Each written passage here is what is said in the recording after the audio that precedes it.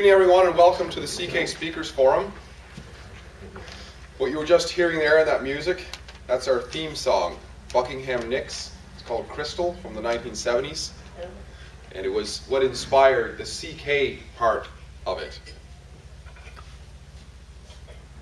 Most of you have been here before, but there may be a few who haven't been to our speakers events, so I'll just give you a little prelude as to what that is all about. CK Speakers Forum is an offshoot, I would say, of the Coffee Chat, which is a discussion forum. And we had dabbled a little bit in bringing out speakers a couple of times. And somebody made the suggestion at some point, maybe we should do this on a regular basis. So the idea was that there was going to be a project to have speakers events that were somewhat separate from Coffee Chat. The people involved, though, were from Coffee Chat. Now, the idea of the events are to present ideas that are not typically mainstream. We all hear a lot about the mainstream. We can turn on the radio any day and hear lots about the mainstream.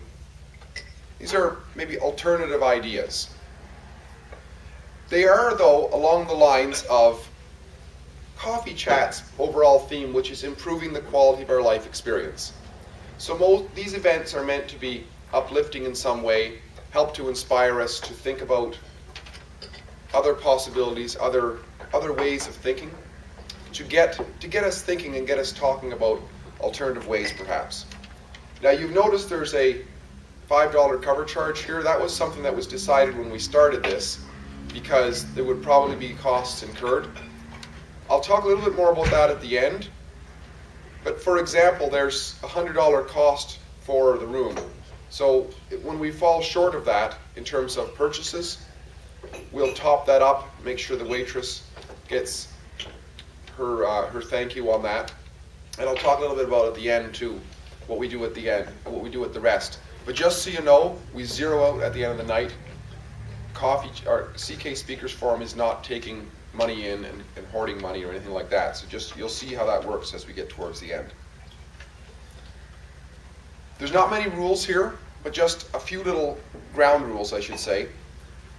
Normally we keep questions until the end. Our speaker will speak for about 45 minutes or more, depending on how long he wants to go. This event is for an hour and a half. However, he may decide he wants interaction during the event. That's up to him. But normally we keep our questions and comments to the end.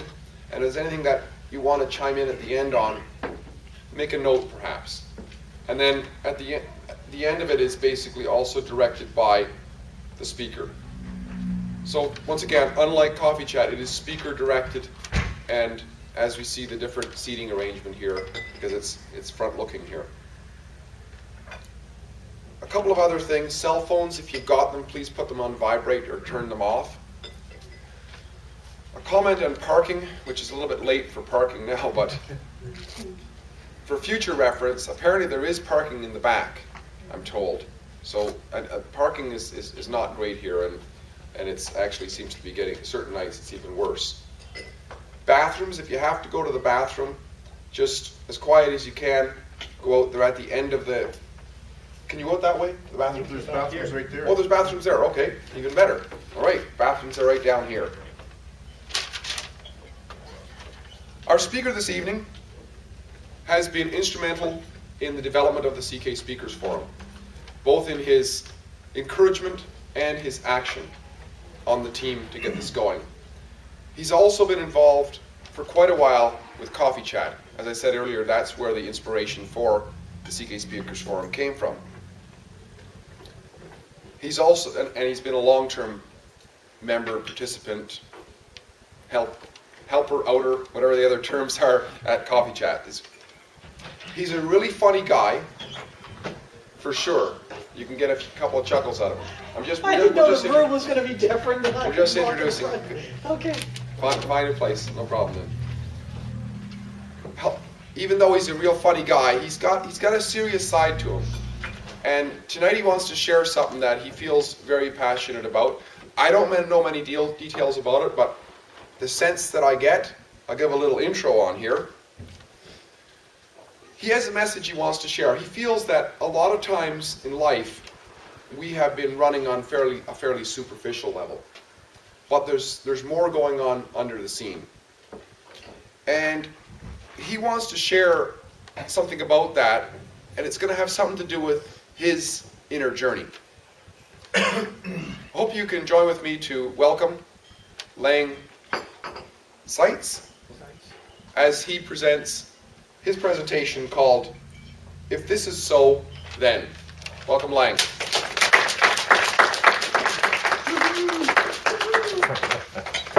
Thanks, Steve. Thanks, everybody. Thanks for attending. Really, the whole focus on this, before we get started, most of you people will probably know of me or have met me, and I've all my life been a pretty avid reader. So I remember reading in Ageless Body, Timeless Mind a number of years ago that Deepak Chopra suggests that smoking may contribute to your early demise and obesity and all these other things. But in his opinion, the number one killer is stress. And now modern research, most of the stuff I see says that about 80% of all disease, or maybe more, is stress. And what is stress? The thinking mind, worry, fear. So before we go anymore, can I just maybe start over here and have everybody just introduce themselves, please? Could you go first, please? Doreen? Oh, Doreen. Doreen? Nancy. Joy. Yeah. Pat. David? David? Chris. Scott? Jim? King. Mary. I am Steve. My name is Rick. Okay. Is anybody now around got exposure to young grandchildren right now? Young children? Really young children? How old? 4, 6 and 3. 7 weeks. 7 weeks. Wow. Okay, you notice that 7-week-old baby. We'll zero in on Joy's 7-week-old baby. If you think of Joy's 7-week-old baby, you look at that little baby, and do you ever wonder what is breathing it? What is taking the pablum and taking the nutrients out of it, pooping the rest out? What intelligence is doing that? What source? Now we can get all lost up in names, but there's obviously an energy. There's obviously an energy, a source there that's doing that. Now they say the adult body has about 52 trillion cells. So this body that you see right here is performing thousands of functions right now. And I, who was given the name George Lang Seitz, am not doing that. I'm not currently monitoring my blood pressure. I'm not doing any of that. I have that same source that I had as a baby. That same intelligence is still running the show behind the scenes. The only difference is I've got a lot of thought in the way. So let's go back to that. We all come from that little bambino, that little perfect, innocent little sparkling, delightful little being. And everybody's been around a baby, and everybody feels beautiful around a baby. We know the baby's not judging us. We know the baby totally accepts us, and you get that from a puppy too. And we get such pure enjoyment. You know that baby can fart, and everybody will laugh. If I stood here and farted, it would be, holy jeez. Everybody would be well, some of you would be totally offended.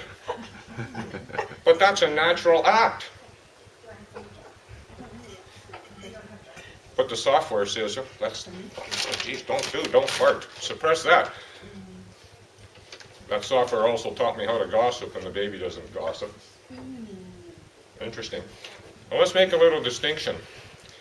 And I want to weave this into my own experience along the way here, but let's make a little distinction. That little baby, that 7-week-old baby, doesn't have a mind process yet. So let's make the distinction that we're born with a brain. The brain is the connection to the infinite.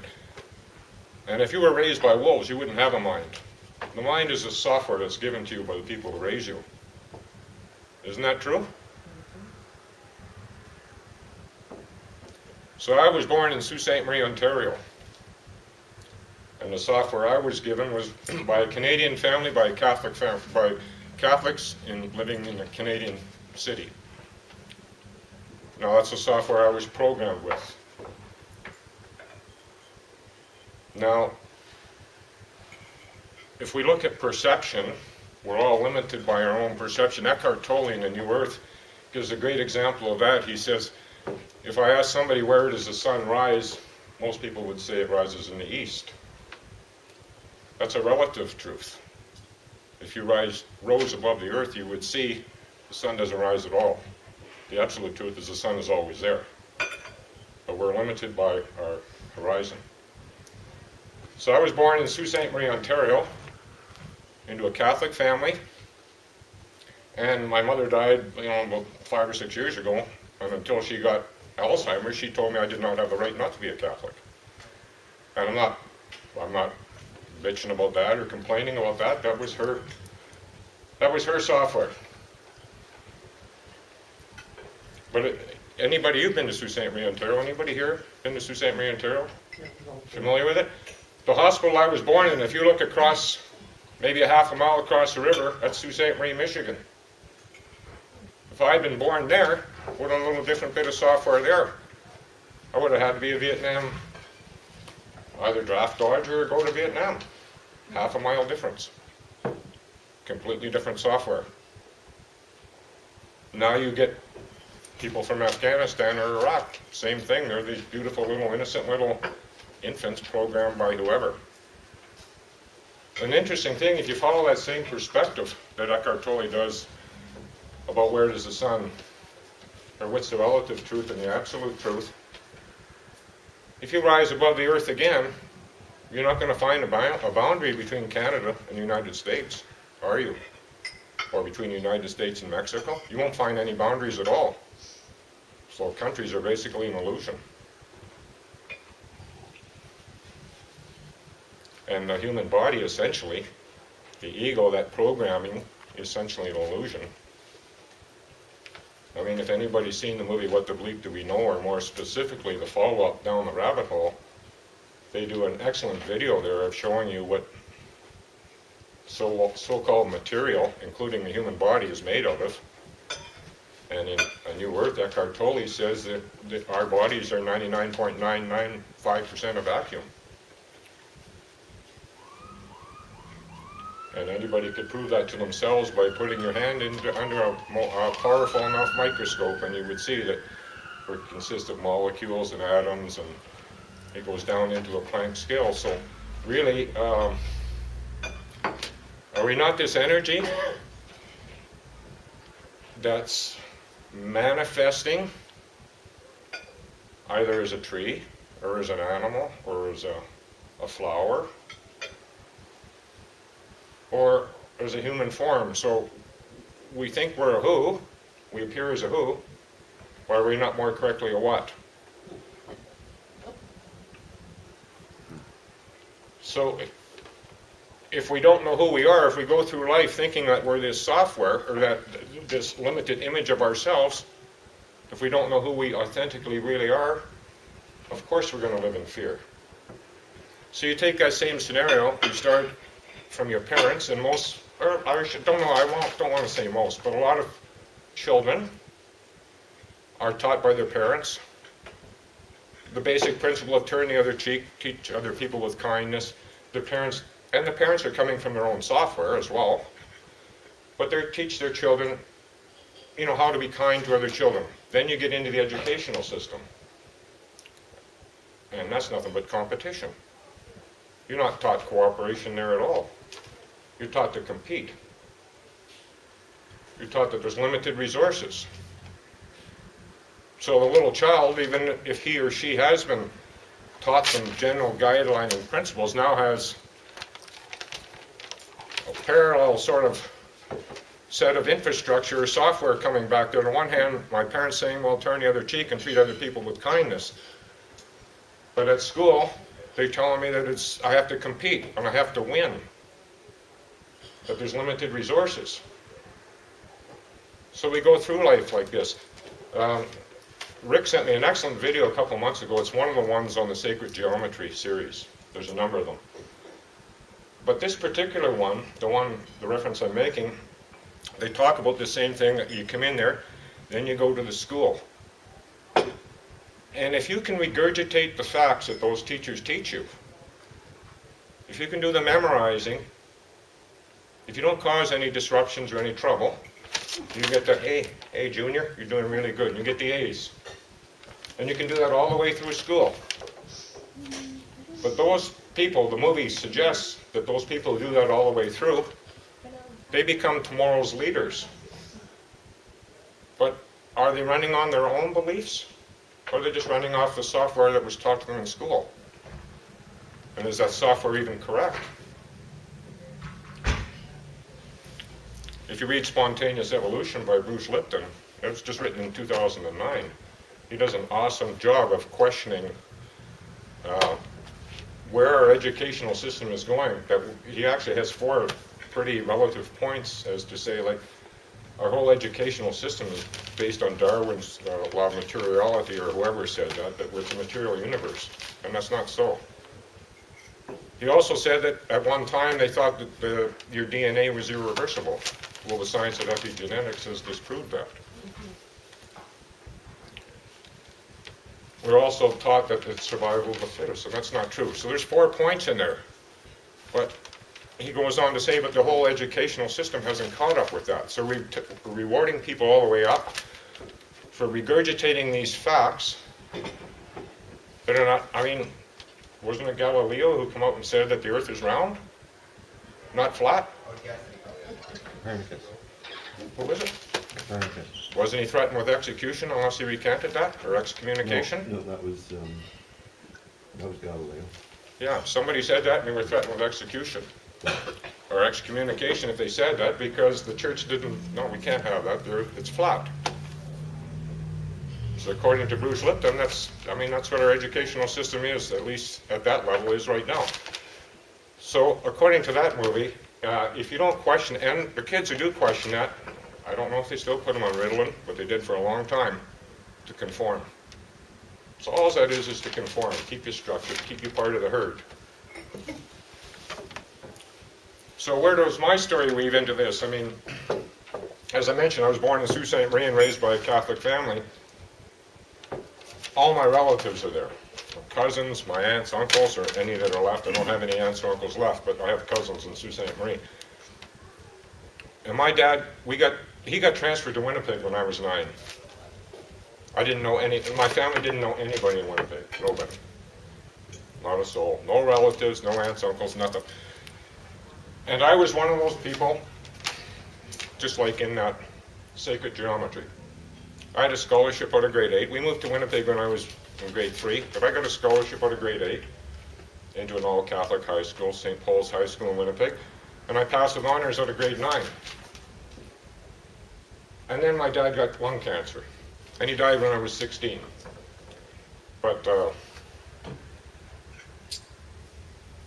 I knew he was dying from the time I was about 14. So I'm the oldest. I mean, when my dad died, I was 16. I had a sister who was 15, a sister was 13, and a sister was 12. So from the time I was about 14, I had no guidance whatsoever, because I completely took a complete detour in my life pattern. And that was it as far as Catholicism, Catholic Church, any authority was. That was it. And I started smoking when my dad was still alive. I started drinking when I was 15, and that's how I handled it. And about a year later, my mother sold the house. We moved back to Sault Ste. Marie, Ontario. Now I lived from the time I was 9 till 18 in Winnipeg, so all my teenage friends were there. I mean, I had cousins in the Sault Ste. Marie, but I didn't know them. So I started my 3rd year in grade 11 there. And I lasted till Christmas. I had a big fight with my mother, and I hitchhiked through Winnipeg in the middle of I don't know, I think it was 25 below when I left, but I'm still here, so. And then I bummed around there, and one of the speakers on the speakers forum a while back, he referenced East Hastings Street in Vancouver. well, I had an experience in East Hastings. I was sitting there and we'd hitchhiked from Winnipeg out to Vancouver, and we were living in this hostel, and we were given meal tickets to eat in this place. There's a dive on East Hastings. And I was sitting there, I was 19 years old, or 18 or 19. I think I was 19. And I was sitting there with a couple of friends, and this food I did not find very edible. And I was eating a little bit, and I sort of pushed away, and I looked around, and all of a sudden there was 3 guys who I would classify, labeling people as bums, that were there. And they were sitting at my table, and a guy across me didn't have any teeth, and I pointed, "You have my food." So this guy on my left, I have no idea how old he is, and I mean, how people make a difference in your life. He obviously could see that I was uncomfortable. And he says, what are you doing here, kid? And I says, well, I think this was in 1960, grooving, doing my thing, whatever the term was at the time. He looks at me and he says, don't kid yourself, kid. He says, I said that 30 years ago, and look at me, I'm nothing but a fucking bum. And I thought about that. And when I got my welfare check, I took a Greyhound ticket and took a bus ride back to Sault Ste. Marie. And then after that, a little while later, I joined the Air Force. So I got right into a Canadian Air Force. So then I got right into another programming set for 27 years. No spiritualism whatsoever. Lived completely out of my ego. Got married at 22 and was raising children. Completely out of my ego. And I look back now when I read books like A New Earth, which talks about, your ego and whatnot. When I met my wife, she was the most important person in my life. And then the old ego, after you sort of capture that, it's so easy to take what you have for granted. And slowly, getting promoted at work became more important. Slowly, the hockey game became more important. So, I got caught up in the world of materialism. I wanted to get promoted. I wanted the big house. As Wayne Dyer says, there's no luggage racks in a hearse. So we work all our lives to get to that point. So now, after I left the military in 1995, I had to find another career, so to speak. I got into network marketing. And one of the benefits of network marketing is you get exposed to a lot of writers. And I've always been a reader. I just switched from fiction to a different venue. So some of the books that some of the people talk here, maybe some of the people who are more on the life skills coaches, How to Win Friends and Influence People by Dale Carnegie, and Maximum Achievement by Brian Tracy, and Think and Grow Rich. Kevin Trudeau, somebody mentioned Kevin Trudeau to me this morning. I've read all of those guys, and some of those books I've read 5 times. So when I get a book that I like, I often read it many times. And I'm spiritually wandering, living this whole time completely out of my ego. Taking what I have for granted. No such thing as a gratitude list. Just a friend who was playing chess online, talking to with a guy in California. This guy in California suggested Conversations with God by Neale Donald Walsch. And my friend told me about that book. And that book was really the start of this spiritual journey for me. Neale Donald Walsch, I don't know if he was raised a Catholic, but he was pretty close to the same programming that I have. And I just devoured that book, and he, in volume 1 of Conversations with God, he refers to 7 other authors. There's Marianne Williamson, Barbara Marx Hubbard. I don't recall all 7, but I read all 7 of the books that he referred me to, or that he references. And then I read a bunch more, and then I started going online, saying, is there anybody else who thinks like this, who agrees with this guy other than I? Is there anything in Saskatoon? And I got my same friend saw a thing in the Whole Life Journal, and away I went to the Center for Positive Living at that time, what it was called. One of the book studies that we participated in right now I participate in a lot of book studies. One of the book studies that we participated in, and Doreen actually ran the book study, was Bustin' Loose from the Money Game. And we had attended a workshop in 2011, I think it was. On that, Patrick Carbulo ran this workshop, and then we did a book study. And really, when you get into that book, it's more like busting loose from the game of life, and looking at it from a completely different perspective, from that wholeness that you are, rather than getting caught up in the little dramas of your life.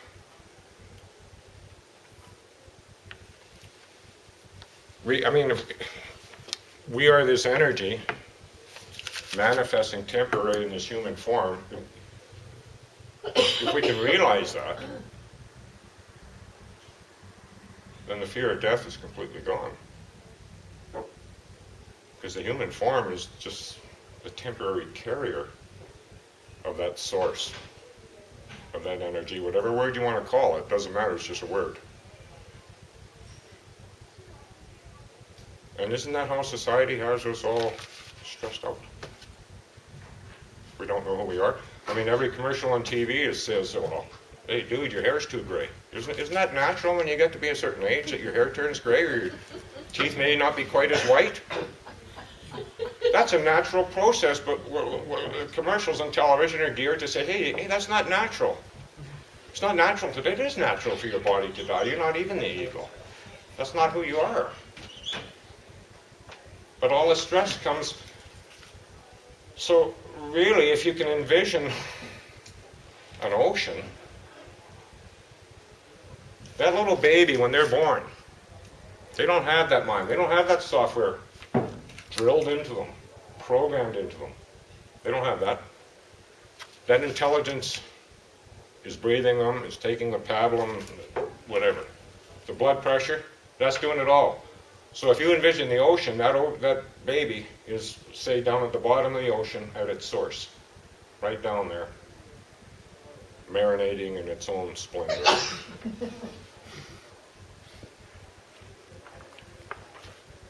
That same source, again, is running me right now. And I can access it if I can get the labeling, the judging, the sniveling, the whining, the criticizing, whatever. The consistent babbling going on inside my head. So, our society seems to gear us to have being like, we're all like these little ocean droplets, and we sit on the surface of the ocean. And sometimes the ocean is calm and our lives are calm, but when a wind comes up, we just react. We don't know who we are, and we think we're all separate from each other. And that's the way society gears us to believe that. I mean, I already came into there thinking, program, I'm a sinner. I got original sin on my soul, so I'm not even complete anyways. I'm whole. I'm not even whole. There's already something spoiled about me.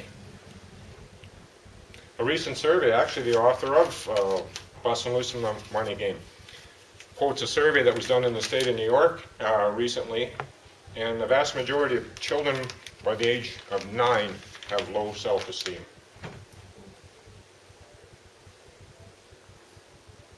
That's no wonder. I mean, they're molded into the expectations of that society. And you know, when we keep molding these children into that same programming, if we allowed children to think freely, I doubt if we'd have wars now. And when we look at this, there's no good for me. It's pointless for me to blame my parents or my children for blaming me for the programming that I gave them, because they were programmed by somebody who was programmed. And I was programmed from somebody else's programming. And this has been going on for thousands of years. And this is what caused, I mean, again, 80% of illness caused by stress. So if we don't even know who we are, we think we're this limited being riding on the surface of the ocean like a ship without a rudder, so every time something happens, we react to it.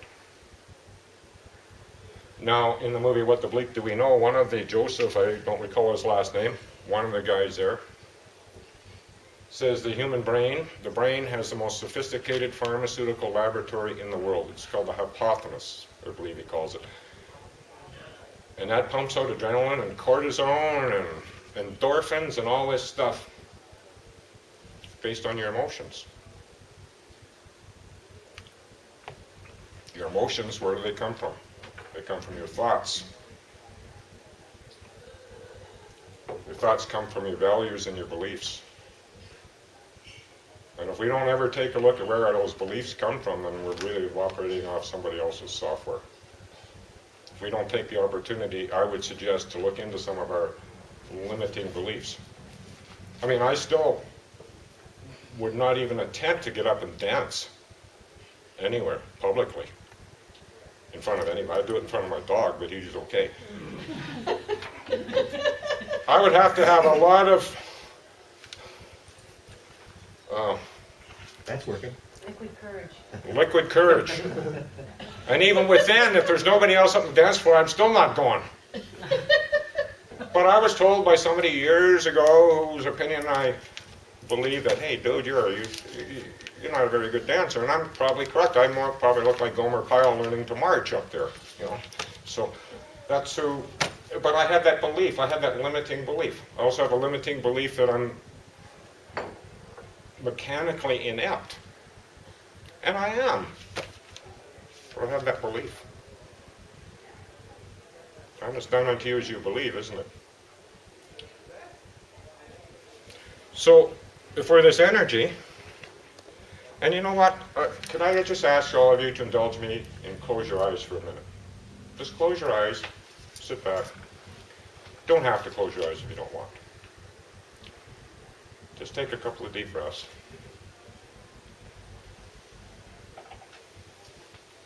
I can tell you, I would be certain that each of you in this room are very, very, very good at something. You have the ability to get into the flow. I know one of the guys for sure here is a musician. I saw a guitar player a few weeks ago, and what I noticed about him when he was up on stage, he didn't care what he looked like. He had no concern about what his facial expressions were. He was right in the flow. For me personally, I at one time I used to be a quite avid and pretty good downhill skier. So I know if I'm roaring down a ski hill, a mogul run, I'm in pure bliss. Pure bliss. I'm in heaven for me. I also notice that my mind is not there. I'm not thinking. So whether your passion is gardening, playing that guitar, dancing, singing, lawn bowling, whatever it may be, I guarantee if you go back, you find bliss right there. And you don't find your thinking mind at all. Because I know when I'm running down a ski hill, if I'm thinking, I'm wiping out. If I'm taking a golf swing and I'm a duffer, and I screw that up a lot, that golf swing, but I'm thinking. A good golfer doesn't think when they swing. They're in the flow. If anybody watches baseball playoffs, I used to play a lot of baseball. I marvel at the athletic ability of some of those players. I read a number of years ago that the technology, they marvel at the fact that if somebody sends an interballistic missile, say from Russia at the United States, the Americans can set up, they have this amazing technology to set up and intercept that missile. But if you look at a center fielder playing Major League Baseball, you got a pitcher throwing a ball 95, 100 miles an hour at a batter who strikes it. Up into the sky, wind, sun, everything. That center fielder is not stopping to think. They're using some instinct to catch that ball. That's not your thinking mind. That's what you really are. That's your source.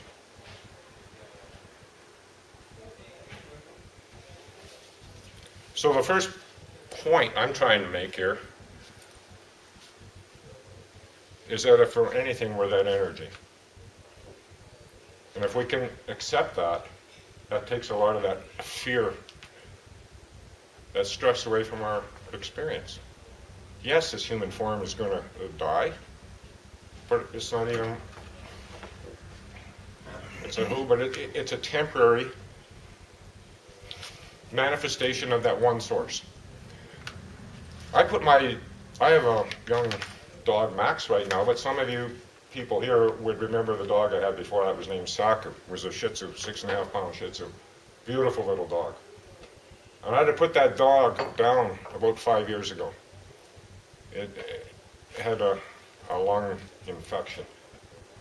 And I took it to the veterinary college over here in Saskatoon. Of course, I was crying and really, and Saku was on my lap, and they'd wrapped it and they'd put this tube into it. And when they injected whatever they did, it was instantaneous.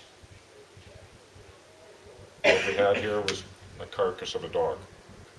No animation, but the source was the energy was gone. And energy in itself does not die, it transforms. I have no idea where the energy goes, I'm not going there. But that's exactly what we are as that source. And if we can know that, then that whole element of fear about death and dying and aging, for me anyways, is gone. The second point I'd like to make is this suggestion about time. Time is just an illusion. The only thing that exists is right now. The future doesn't exist at all. The future is a concept in our head, a thought. Eckhart Tolle refers to a bar in London, England. And behind the bar it says, free beer tomorrow.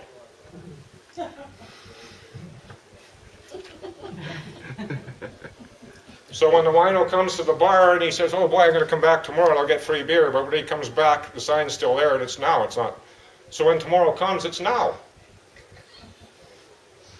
If it comes. I mean, so we get caught up in this concept of, like if I go back and use that same example where you close your eyes. I mean, if somebody got into that and remembered skiing or playing the guitar or whatever, that blissful moment, we can recapture that, and we often do. We go back into the past and some of us can moan about stuff that happened 10 years ago. It's got nothing to do with now at all. It's a memory. It's a tape in our head. But because our mind doesn't know the subconscious doesn't know the difference between fact and fiction, we bring that memory up, and if it's one of pain, we're suffering the same emotions. We're reliving the same emotions that we did 10 years ago. And it's got nothing to do with today. Nothing to do with now. So we worry about the future which doesn't exist. We drip about the past, and we completely miss the now. And actually, I just read a wonderful comment about this. And I don't know, I'm not saying if there's somebody who's running some group, I don't want to go there, but somebody controlling, setting these sort of BS guidelines. But it seems society is geared up to have us worry about tomorrow, feel guilty about yesterday, and completely miss now. And now is all we have.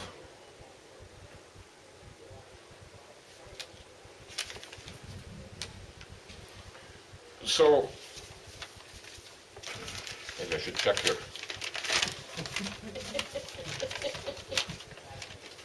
So that's the intro. Yeah. That's the intro.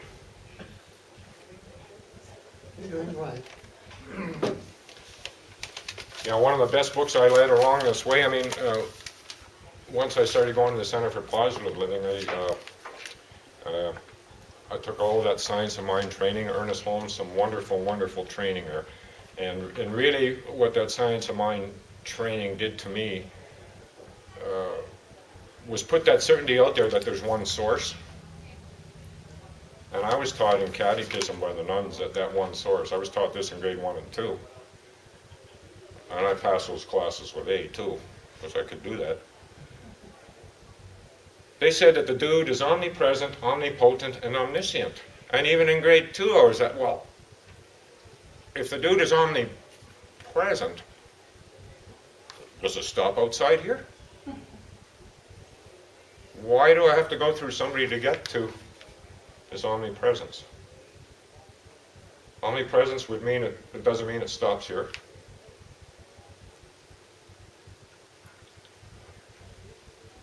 So that energy, that source energy, we have access to, it's unlimited. But we're running off the software of that program of our limitations. And everything in society is geared that way. If you watch the news, everything is fear-based. I know myself, I go in the United States and I can feel that negative energy. I really can. I mean, down there, Homeland Security can walk into your house and throw you in jail without a warrant. Hey, dude, you were cahooting on your email with some suspected terrorist. Where you go? That's not freedom. It's not freedom at all. So, if a person could come to this realization, and again, this is just my opinion, and I'm not asking you to even accept that, it's just my opinion. But I ask you to open your mind to the possibility that perhaps what I say has some validity, and do your own research into this. Check your own beliefs. Are you running on your beliefs, really? Or are they your parents' beliefs? You know, we're this energy, and we go out and we have to adapt and live in this world. And I believe the word personality comes from the Greek word persona, which literally means to put on a mask. So if we look at our own experiences here, and I ask you, one of the biggest things that I always encourage to me or to anybody I would talk to is to be very gentle with ourselves. But if we're putting on a mask, and just again, be gentle with yourself when you think about this. Are you really authentic, or do you act different around your boss versus around your best friend, versus around your children, versus around your spouse? Are you putting on a mask to please them, or are you your authentic self? Which one is your authentic self, if any of them? No, I'm not standing up here and saying I'm capable of doing that. I'm not saying I'm capable of living in the present moment all the time. No, not at all. Not at all. I'm just saying that this is my beliefs and I'm aware of it, and this is my goal. If I have a goal, it's to live in the present moment authentically. And again, I'm not claiming to any percentage of being there or anything. But this really if you think about it, we're far more than this human form. That's obvious to me. And there is only the present moment, and that's quite obvious to me as well. So how does one get into the present moment? If all that is so, if that is so, then the title of this talk, if this is so, then. If it's so that 80% of or more of disease, dis-ease, the word dis-ease, out of harmony, is caused by stress, and stress is caused by thought and worry and fear, and we're programmed to live like that. That's the society. So how do we escape there? How do we escape that? Meditation is usually the suggested route. But, I live alone with a dog, so I have the opportunity to meditate. If I can go off and meditate for half an hour if I want, because I don't have anybody living there, and I have, but lots of people have children, lots of people might have 2 jobs, lots of people have a lot of different responsibilities, so meditation doesn't work in that vein. I also am able to go to yoga, so I encourage anybody, that's wonderful, and yoga people I go to certainly encourage getting into the present moment. But what about the person who can't afford to go to yoga or doesn't have the time to do that half-hour meditation, to tap into the zone? Well, I've come up with a la David Letterman, sort of a top 10 suggestion list here of how to tap into the present moment, right with where you are. And before I do that, I just want to offer one other thing here too. In my own experience, as I've done this work on me to try and be a more authentic representation of that one.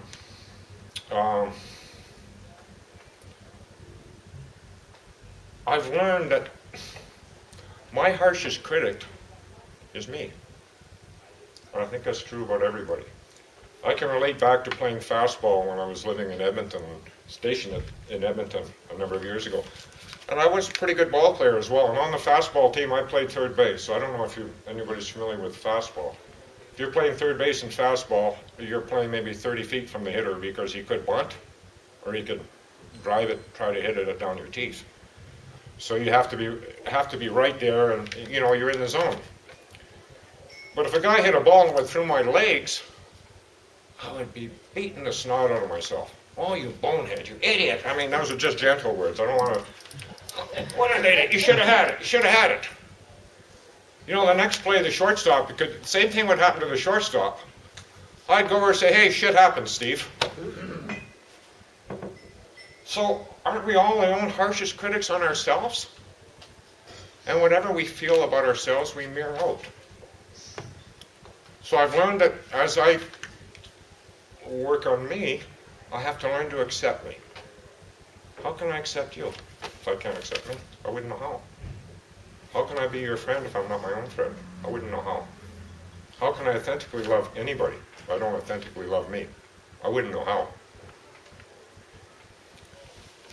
A guy I used to work for a number of years ago came into work one Monday morning and he said, did you see that biography of Saddam Hussein last night? And I said, no. Now, Saddam Hussein did a lot of evil actions.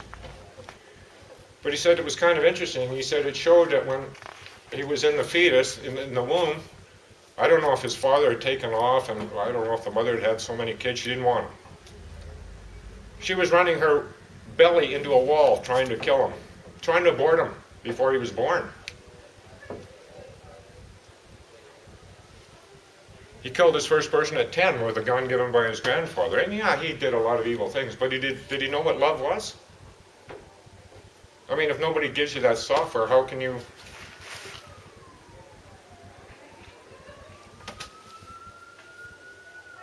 So what I've learned an awful lot along this way is I learned to accept myself and stop judging myself.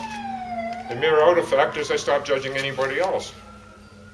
And I can tell you 7 or 8 years ago, I mean, I would look at a guy panhandling on the street and I'd be thinking, get a job, you bum. But I'd also go into a doctor's office or somebody who had made more money with my cap in hand thinking, oh, sort of bowing down. It's almost like a teeter-totter. And Eckhart Tolle in A New Earth says, you know what? The moment you feel superior to anybody, or inferior to anybody, that's your ego. That's nothing but your ego. And I don't have the right, nor the qualifications to judge you, or you, or you, or anybody. I mean, if you view that busting loose in the money game as busting loose from the game of life, or not busting loose, but looking at it from a deeper, wider perspective from the bottom of the ocean, and we're living on the surface, but we all have the ability to drop down to the bottom and marinate in our own Garden of Eden.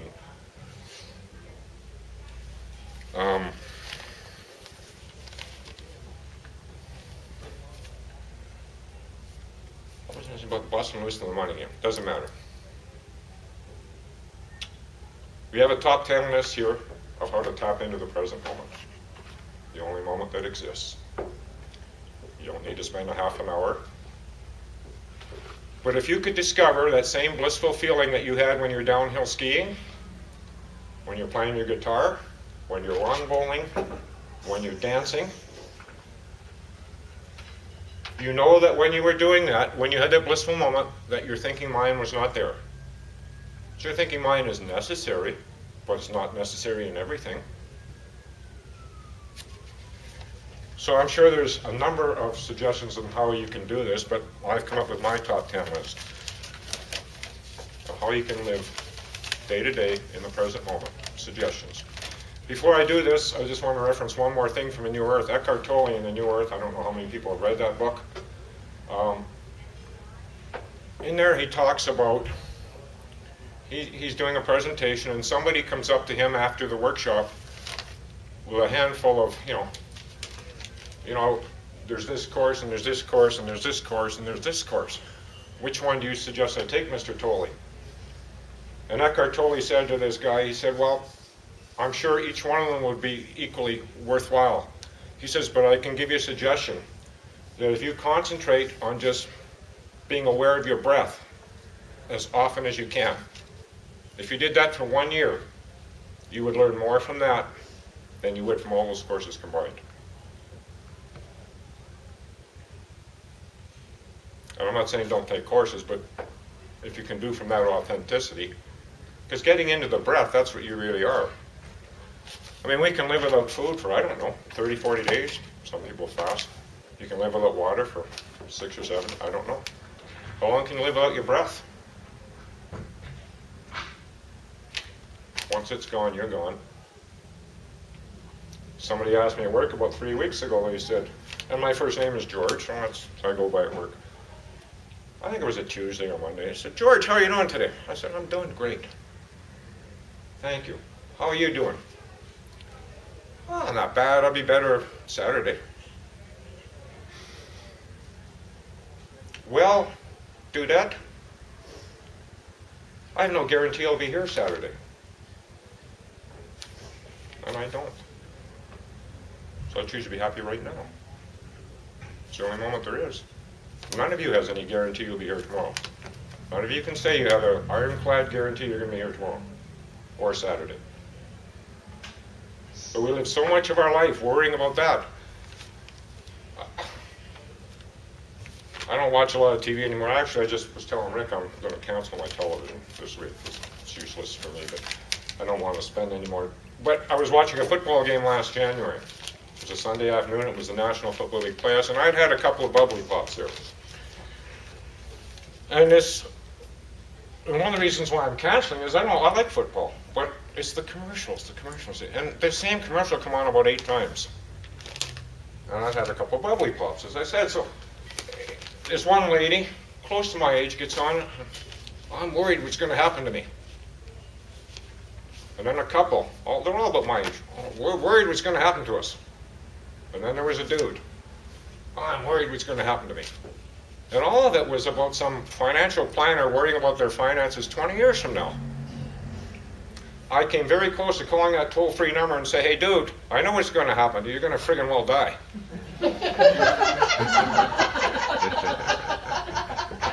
Well, that's true. So people accumulate all this money in the bank and then they die and they can't take it. And it's like, me, I've taken all these classes and courses. But what's knowledge? Unless it's applied, it's useless. Right? So, ready for the drum roll, dude? Top 10 suggestions.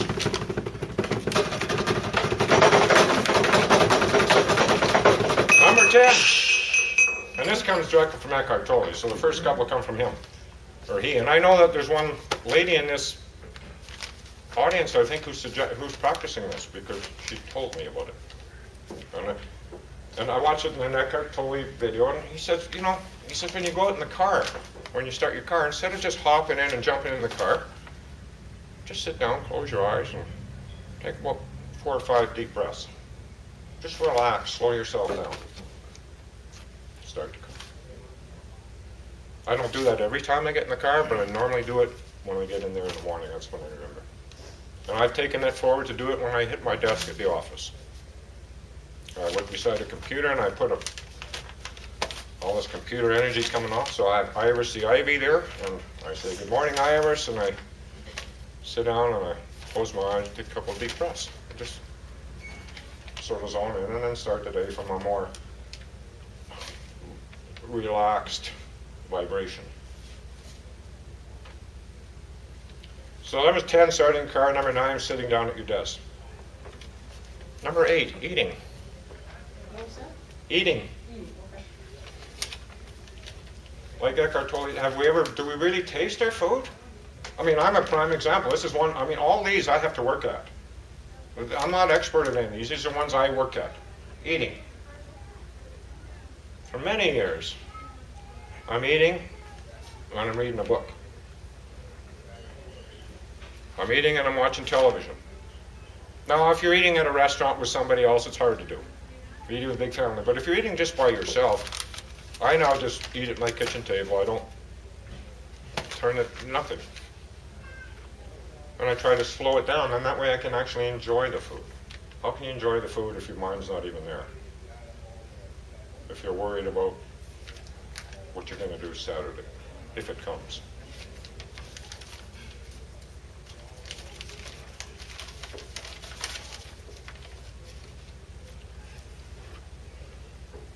Number 7, mundane tasks. By mundane, I mean dishes, laundry, stuff like that.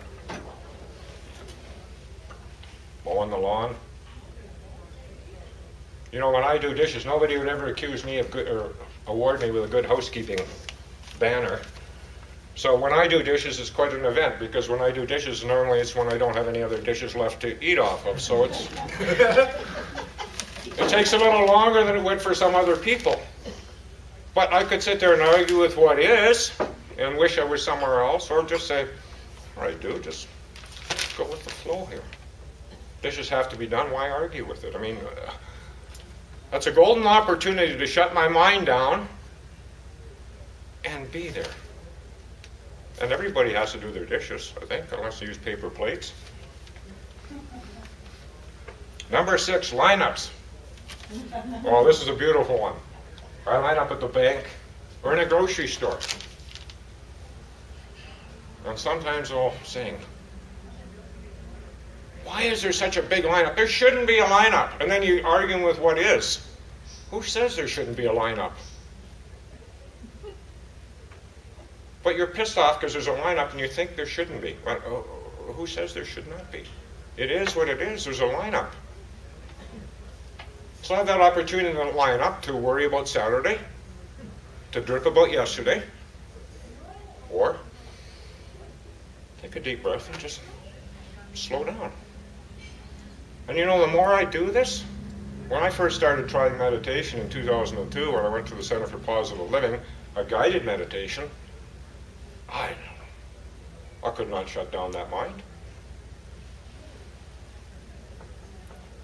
But I kept at it. I had a nice chat with my son Chris last night in Edmonton. He's going through some things. And I said, Chris, you have that same energy. I watched you as a little baby. You never gave up learning to walk, did you? You had that drive. How many times did a little baby fall before they learn how to walk? How many times did anybody here know how to ride a bike the first time? We never gave up. We wanted to learn how to ride that bike. We wanted to learn how to walk. So if we want to get into the now, these are some beautiful opportunities just to do it. I mean, you have to do the dishes. You're there, the lineup's there at the bank. Why argue with that?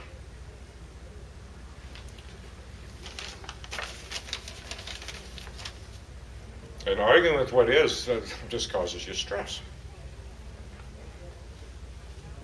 Stress gives 80% of disease is stress. Mind thoughts, chatter. Number 5, walking my dog. I had a lady about a year ago, this happened. I live in an apartment building, I'm walking my dog, and this lady yells at me, who's walking who? I looked at her, I said, well, actually, and I thought about it, I said, well, actually, it's his walk. He's walking me. The benefit is for him. He's the one who has to go take a dump. I can go in the toilet, but he has to come out here to take a dump. It's his walk. And I love that little critter. But I am often not there when I walk that dog. I try to be, but I'm often not there. I had a thing about 3 weeks ago, or a month ago. And I come home, and I'm trying to live in the present. I'm trying to live in the now. There's a message on my answering machine, and this person or whoever had phoned 3 days before, it's a toll-free number, it's a bill collector. So I had some picked up. What do these guys want? Because I know that their information, whatever. I knew that it was nothing. I said, all right, Max, you got to go. Let's go for a walk. We'll deal with it when we come back. I went out with the explicit intention of being in the present moment. It was amazing how many times I had to bring my thoughts back. Because my thought, oh, I wonder, and then it goes, imagination branches off from there. All these scenarios. Dude, you're here, it's the dog's walk, come back. And this happened 4 or 5 times around my apartment building. And when I came back, gave Max his treat, phoned the number, and it was fine. But how much energy did I waste on those thoughts? And Max suffered because I wasn't with him in his walk. So often sometimes, and again, if I get something caught up there, I might be pulling him. Well, that's, how enjoyable is that to him? Number 4, shower. What was that? Showering. Oh, showering. Eckhart Tolle does a great example of that in one of his videos. He says, how many people have actually been in the shower, have actually felt the water? How many of us has really felt the water? Are we planning? Do we spend that whole time in the shower just planning? Worrying? Thinking? Another golden opportunity.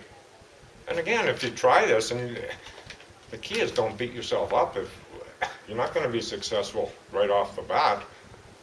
I mean, my golly, I'm working on this. I've got several examples. I'm sure not present all the time. About a month ago, just sat around. I started work at 7. So I think I went in and I must have been wearing a sweater because the air conditioner's cool and it's cool. Anyways, I took the sweater off and one of my co-workers, just around 11 o'clock in the morning, looks at me and she says, George, I said, yes, Marty, aren't the buttons supposed to be on the outside of your shirt? Well, thank you. I was wearing my shirt inside out. And she just pointed out, so I didn't feel too up, but I certainly wasn't present. And then last Friday, Steve was over at my house, Rick was over at house, Irv, and we showed The Big Lebowski, which Dudism was sort of loosely based on that movie. It was a wonderful movie. In any event, I had to go get some dog food for Max. I'm way over on the west side getting some dog food, and I say, well, you know, I got company coming over, so I best try to make it appear that there has been a little bit of cleaning done in this place. So I will stop in at Tim Hortons on the way, and I'll just get a panini and a French vanilla coffee, and then I can, you know, I don't have to worry about supper. I already have enough dishes to get rid of. I don't need any more dishes, or whatever. I'm going to take Max for a walk. So I'm in the Tim Hortons car. I normally walk in, but I'm in the drive-thru, and I'm ordering, and there's a guy beside me ordering. And then I go forward, and my phone rings. And I'm just a brand new iPhone user, so it's a different event for me to get a phone call. And it's from a friend of mine who is now informing me that she is going to come to this movie and getting directions. And I say, well, okay. And I didn't know she was coming, but just a moment, but I'm on the phone, I have to pay for my food and I'll get back to you. So we're through paid for my food, pulled out, come around, park my car, call her back, give her directions, hang up the phone, away I go, and I'm coming down that road back into the city, opens my coffee. That's not French vanilla coffee. What is this? Well, at least it looks like it's black coffee, and I drink my coffee black. That's not black. I have no idea what it is. I look over, that's not a panini, that's a box of donuts. So I guess I came through at the same time as the guy beside me, and I paid for his order, and that poor guy got my panini and my fresh vanilla coffee. And I don't have any supper. I don't even eat donuts. I think Murph had one of the donuts that were on my table. Did you have a donut? There were 6 there. Somebody ate one. Kane did. Who? Kane. So here I am, and I don't have any supper, so what am I going to do? So I hit the other Tim Hortons on my way home, go through whatever that liquid is in their dumpster, bought my French vanilla coffee, panini, and went home and watched a wonderful movie. But I sure wasn't in the moment there. I got so excited, the person,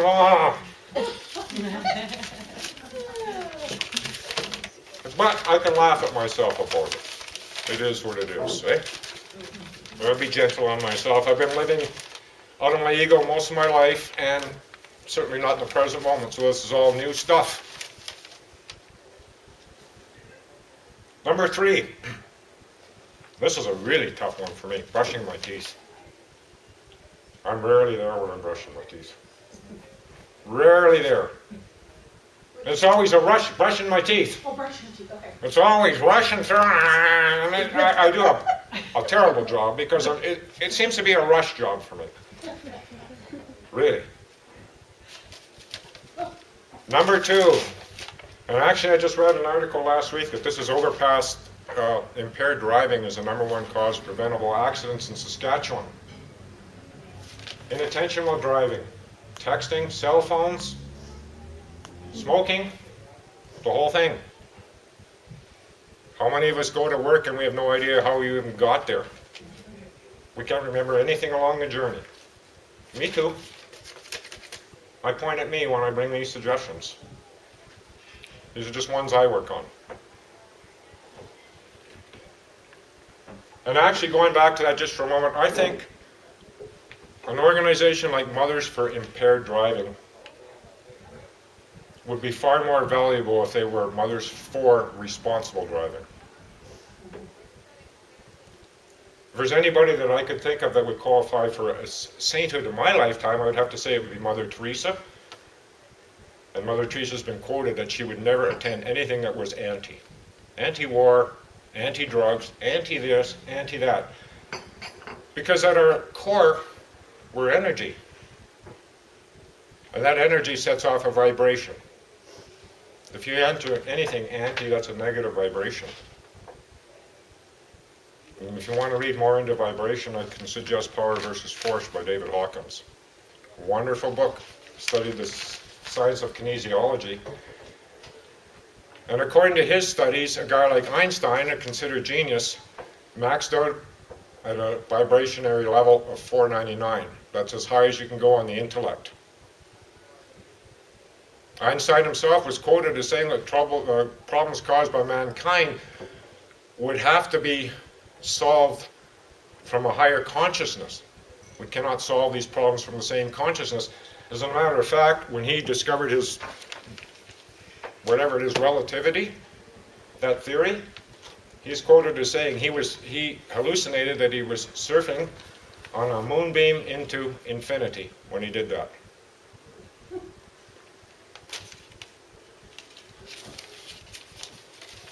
So, that negative energy, and that's a little off topic, but again, I feel pretty strongly about that. I'm not for impaired driving at all. But I think the anti, again, is that negative. It's us against you.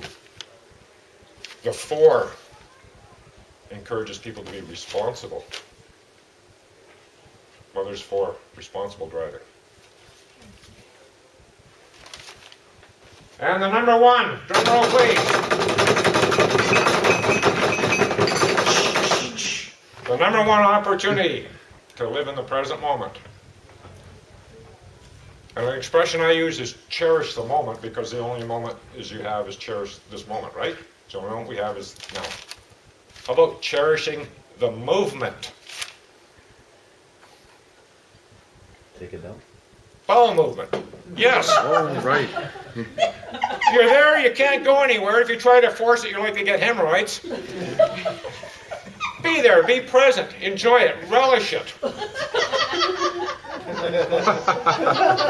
Cherish the movement. Enjoy the smell. Well, you can flush and get rid of it. I mean, it's up to you. Each to their own. I'm not telling you. If you want to sniff up your own aroma, go for it, dude. Aromatherapy. Yeah. Aromatherapy, yes. Anyways, I don't know what else. I mean, really, I thank you really kindly for your attention. Hopefully, maybe you can glean something out of this. I'm not asking you to. I'm not trying to convince you that my opinion is. It is my opinion, and we all have an opinion. We all have a rectum. We all have an opinion. My opinion is limited to my experience and what I've read. But I strongly believe that #1, we're energy, and #2, there's only the present moment. And if I can live with that awareness, for me, that establishes me in the rootedness of my own beingness. once you establish in the rootedness of your own beingness, fear completely disappears. What's there to fear? And the most beautiful thing about that is once I can accept me, then I stop judging you. Thank you.